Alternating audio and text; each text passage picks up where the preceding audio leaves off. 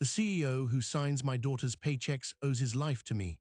I performed a quadruple bypass on him in 1998. He doesn't know my face, but my surname showed up on his desk last week when my daughter tried to quietly end my home nursing to protect her inheritance. I'm Dr. Robert Ashford, recovering from a stroke, and my daughter just learned a hard lesson. You never cancel care for the man who saved your boss's life. I spent 32 years holding human hearts in my hands. My name is Robert Ashford, and I retired as one of the most trusted cardiothoracic surgeons in the state. A stroke last year left me needing daily nursing care, and my daughter Jennifer, who holds my power of attorney, decided that care was too expensive. She cancelled it without telling me, calling it a reduction in estate burn rate. She genuinely believed the old man in the hospital bed had no one left to fight for him. She forgot that 4,800 of her own colleagues work inside a system led by a man whose heart I once restarted. After the stroke, I couldn't be left alone for more than a few hours. My left side was weak, my speech came out like gravel, and my pride was shattered into something I didn't recognize. The doctors said, with daily nursing and rigorous physical therapy, I could regain most of my independence, maybe even walk unassisted again. So Jennifer arranged for a home health aide. For a while, it worked. A nurse came every morning at 7, helped me bathe, monitored my blood pressure, made sure I took my 11 different medications in the right order. I started to believe I might actually get my life back. Jennifer is my only child. She's sharp, ambitious, and works as a mid-level administrator for the largest hospital system in the region, the same one where I spent 32 years building a reputation. She knew exactly how much the nursing care cost because she managed my accounts. She also knew exactly what my estate was worth. The house paid off, the investment portfolio, the survivor's pension. And somewhere along the line, she started doing math she didn't tell me about. One Tuesday morning, the nurse didn't show up. I waited until 9, then called Jennifer. She told me the insurance company had changed its coverage policy, that daily nursing was no longer approved, only intermittent visits. She said she was fighting it, that it would take time. I believed her without question. Why wouldn't I? She was my daughter, the little girl I'd taught to ride a bike, the woman who cried at my retirement dinner. The weeks that followed turned into a slow, quiet nightmare. I missed doses of my blood thinners. I fell twice. The second time, I lay on the cold bathroom tile for 3 hours before Jennifer found me. I couldn't pull myself up, couldn't reach my phone. I just stared at the ceiling tiles and counted them over and over. When she found me, I wept. She held my hand and promised to fix things, but nothing changed. I didn't know then that no insurance company had ever been called. The nursing agency had been cancelled in writing by my daughter with a note that read, "Family preference to reduce costs due to estate planning." She had signed my name on the cancellation form. I'd spent decades fixing other people's broken bodies. I had walked into operating rooms at 3 in the morning and held dying hearts in my hands. Now I couldn't even stand up from my own bathroom floor. I started to believe that maybe this was just what happened when you got old. You became invisible, but I wasn't invisible to everyone. About a month later, a man named Michael Torres was doing a routine discharge audit. He worked for the same health system that employed my daughter as a regional director of patient services. He was reviewing records of stroke patients who had been discharged from the hospital's transitional care unit and were now on home-based care plans. That's when he saw the Ashford name. He flagged it immediately because the chart showed an abrupt cancellation of prescribed daily nursing with no corresponding change in physician orders. That's a red flag for elder abandonment in any legitimate system. He pulled my full file, and something else stopped him cold. I had been a staff surgeon at the system's Heart Institute before I retired. Michael felt his stomach drop. He sent the file up the chain without hesitation. It landed on the desk of David Calloway, the chief executive officer of the entire health system. David opened my file expecting a routine compliance problem, and then he saw my full name, the dates of my service, the photograph from my old staff ID.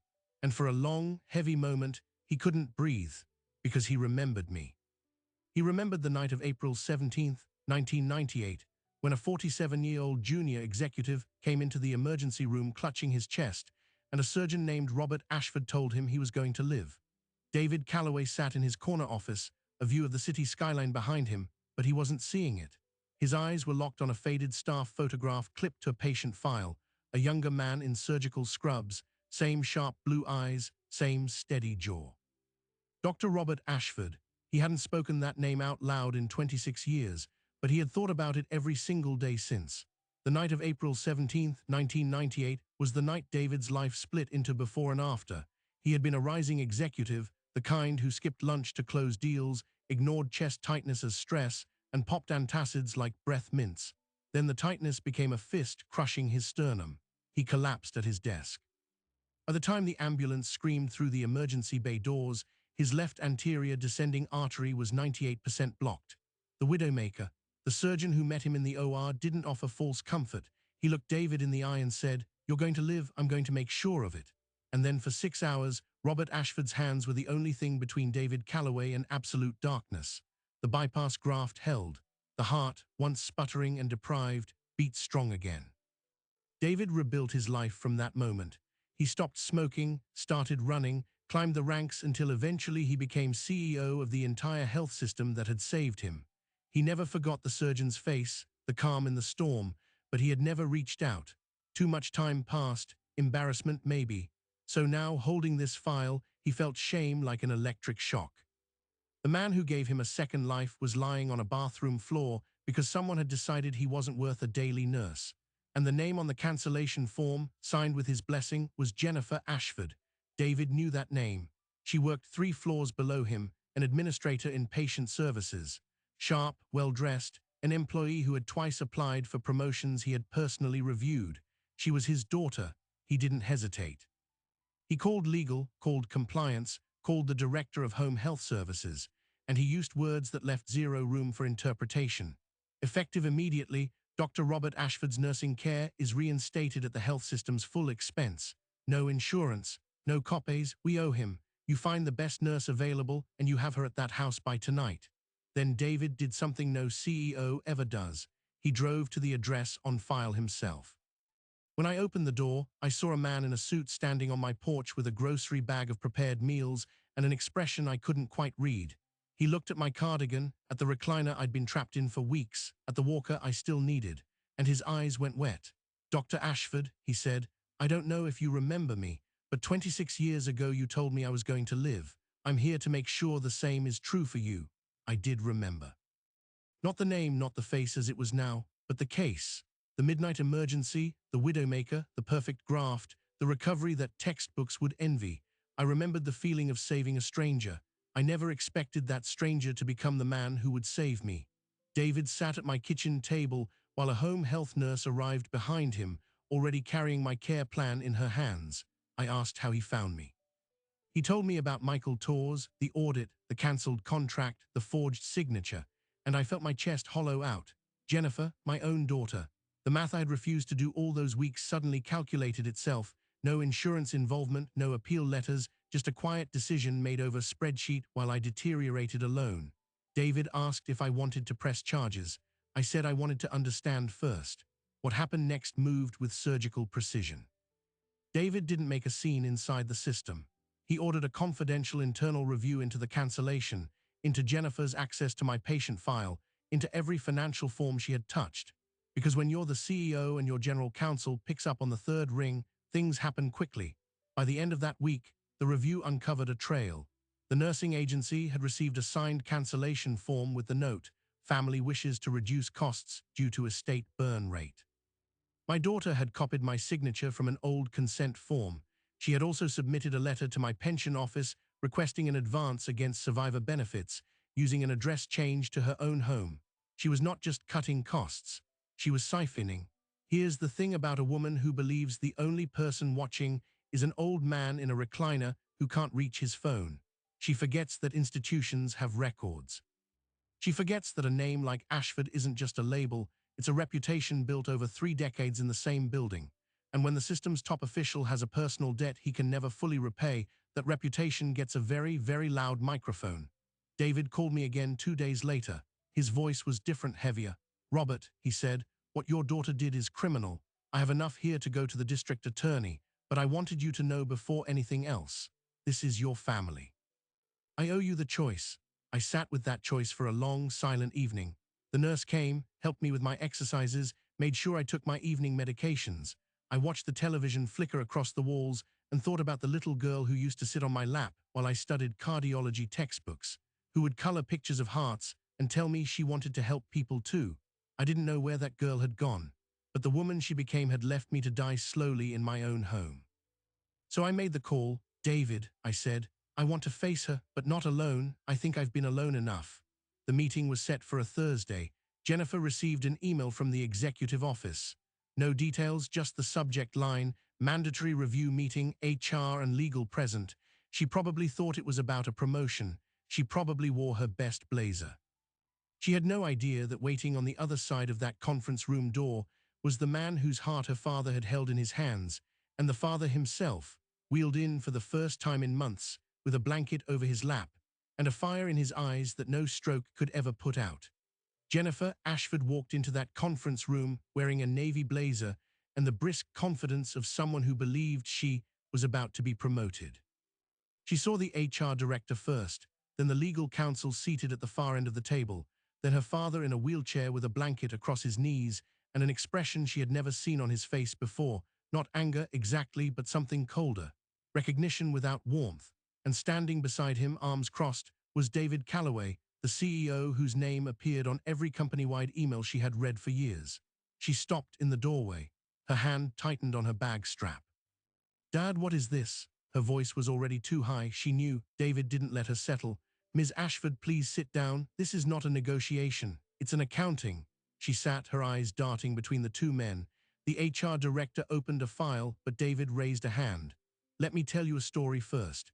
In 1998, I had a heart attack so massive the doctors called it incompatible with life for more than 4 minutes.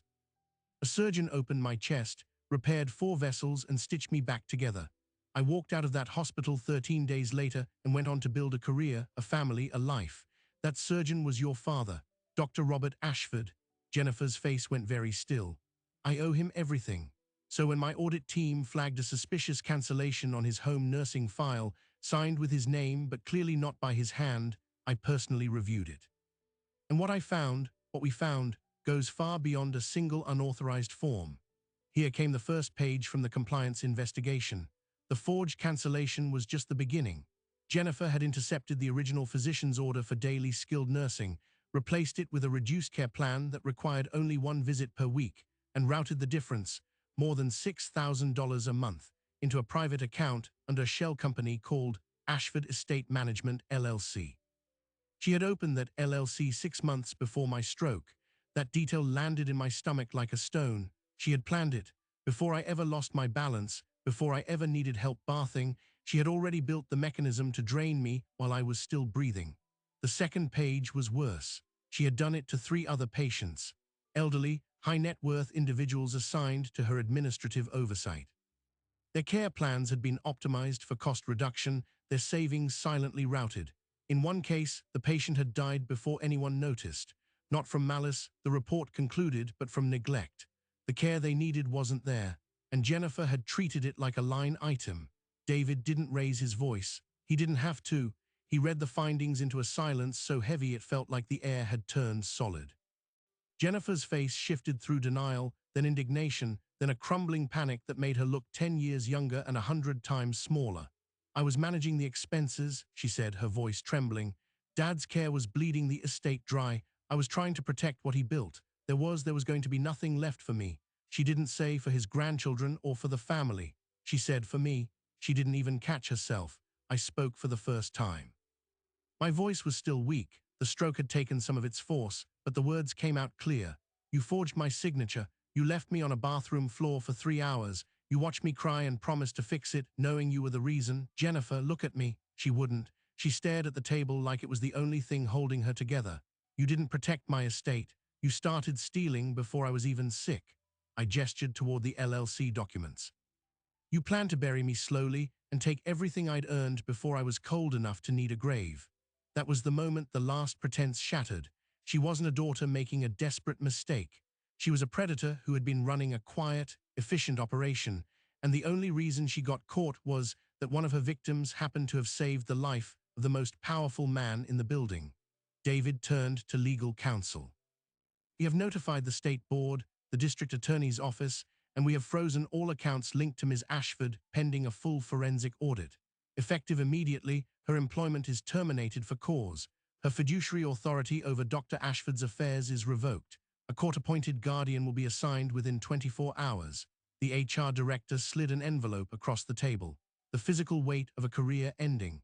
Jennifer picked it up with shaking hands. She looked at me once. Not with remorse, with resentment, as if I had somehow betrayed her by refusing to die quietly. Then she stood and walked out, escorted by security, her heels clicking down the corridor until the sound was swallowed by the closing stairwell door.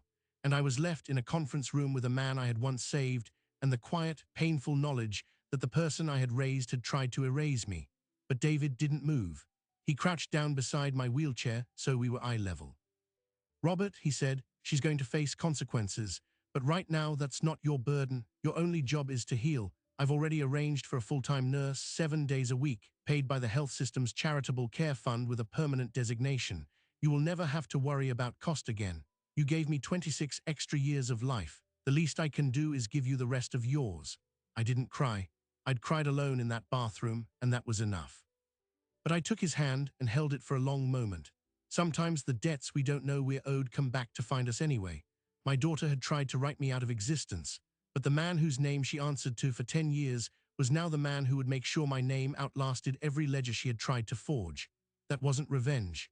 That was something older and more stubborn. That was the long arc of a good deed bending back around, not with fury, but with a quiet, unshakable finality. The weeks that followed moved with a rhythm I hadn't felt in years. Not the rhythm of a surgeon's schedule, no midnight pages, no sterile hallways, but the quiet, steady rhythm of healing.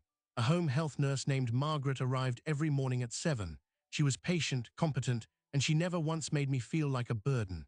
With daily assistance and real physical therapy, I began to do things I had quietly given up on. I stood without help. I walked to the kitchen. I made my own coffee for the first time in 6 months. My body was coming back, slowly, stubbornly, the way a heart muscle remodels after a bypass. The metaphor wasn't lost on me. The legal machinery turned in parallel, and it turned fast. Jennifer was arrested at her apartment 3 days after the meeting. The district attorney charged her with elder abuse, forgery, embezzlement, and Medicaid fraud. Then came the additional indictments, 3 counts of financial exploitation of a vulnerable adult, tied to the other patients she had systematically drained. One of those patients, a retired schoolteacher named Margaret Chen, had died 8 months earlier from complications of untreated diabetes. Her family had been told she refused nursing care. They believed it. When the truth surfaced, that Jennifer had cancelled the visits and pocketed the savings, they filed a wrongful death suit. I read their statement in the newspaper and wept, not for Jennifer, for the family who had to bury someone twice, once with grief and once with the unbearable knowledge that it didn't have to happen. The most surprising detail emerged during the forensic audit. It turned out Jennifer wasn't just stealing from me and the other patients. She had been billing the health system for services never rendered, phantom nursing visits, supplies that were never ordered, padding her own salary through a quiet, methodical fraud that predated my stroke by at least 4 years. When the FBI got involved, they traced accounts all the way to the Cayman Islands. My daughter had been preparing an exit strategy for a long time. I had been just one line item in a much larger operation. The girl who colored pictures of hearts had grown into a woman who forgot what they were for. By the time spring arrived, I could walk unassisted to the end of my driveway and back. My speech was nearly normal. Margaret had been reduced to 3 visits a week, and eventually she would taper to 1 just to check vitals and medications. I started cooking again, simple things at first, eggs, soup, grilled cheese, the small dignities that make a life feel like yours. David Calloway came by every 3rd Sunday without fail. He would bring a bag of pastries from the bakery near the hospital, and we would sit on the porch and talk. He told me about his kids, his marriage, the fishing trip he took every summer and never caught anything. I told him about the patients I remembered, the surgeries that went perfect, the ones that didn't. We never ran out of things to say. I had saved his heart, but he had saved something deeper in me, the belief that what I'd spent 32 years doing mattered beyond the walls of an operating room. One afternoon, he arrived with a small framed photograph. It was the old staff ID picture from my file, the one he had seen that first day. "I thought you might want this," he said. I looked at the younger man in the frame, the steady eyes, the scrubs. I barely recognized him, but I recognized what he stood for. I hung it next to the window in my living room, a reminder that the person I was still lived inside the person I'd become, bruised and slowed but not finished. Not yet. Jennifer's trial ended in a plea agreement. She accepted a sentence of 7 to 12 years for the financial crimes, plus an additional 5-year suspended term for the exploitation charges. The wrongful death case was settled by the health system's insurers. Her law license application, she had been taking night classes, was permanently barred. She wrote me a letter from prison 6 months in. I didn't open it at first. I let it sit on the kitchen counter for 3 days. When I finally read it, the words were what I expected. Sorrow wrapped around self-justification, the language of someone who still believed she was the victim of circumstance. I set it down and found that I felt something unexpected. Not forgiveness, not rage. Just a deep, exhausted peace. The hold she had on my heart, the hope that maybe she would one day be the daughter I thought I raised, had finally been severed, and in its place was simply truth. I knew who she was now. I could live with that. A few months ago, I attended a hospital charity gala as David's guest. I wore a suit for the first time since my retirement. When David introduced me to the board, he didn't call me a former surgeon. He said, "This is Dr. Robert Ashford, the man who gave me 26 extra years and who now walks on his own because he refused to stop fighting." The applause was polite, but I didn't need the applause. I looked around that ballroom full of people who worked inside the system I had served, and I realized something I hadn't let myself feel in a very long time. I was not invisible. I had never been invisible. The debt I had scattered into the world, surgery by surgery, patient by patient, had quietly been gathering interest for 32 years. And when I needed it most, it paid out in full. That's the thing about the hearts you hold in your hands. Some of them hold onto you right back. Here's what I've learned sitting on this porch, watching the seasons turn. The world runs on transactions we don't always see. Every kindness, every professional act done with real care plants a seed that might sleep for decades. You forget about it, you move on, but the seed doesn't forget. It's waiting for the exact moment when it can crack open and push through the soil. I wasn't a saint. I was a surgeon doing his job, but I did it with my whole attention, and apparently attention is a form of currency that compounds.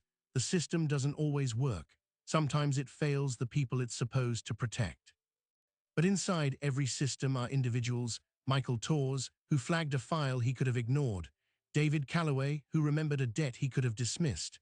And when those individuals choose to act, the machinery of justice can still grind forward. Not perfectly, not fast enough to undo every wrong, but enough. Enough to pull an old man off a cold bathroom floor and give him back his dignity. If you're sitting there wondering whether your own quiet work matters, whether showing up and doing right by people actually counts for anything, I'm living proof that it does. You may not see the harvest. You may not be there when the debt gets called in. But believe me, someone is keeping track. The only question is whether the track record you're building is one that will save you or sink you when your own dark season arrives. If this story meant something to you, please hit that like button and subscribe. It costs nothing, but it helps more than you know. And remember, the people in these stories had every chance to behave themselves. They just chose wrong. I'm glad you stayed with me. Take care.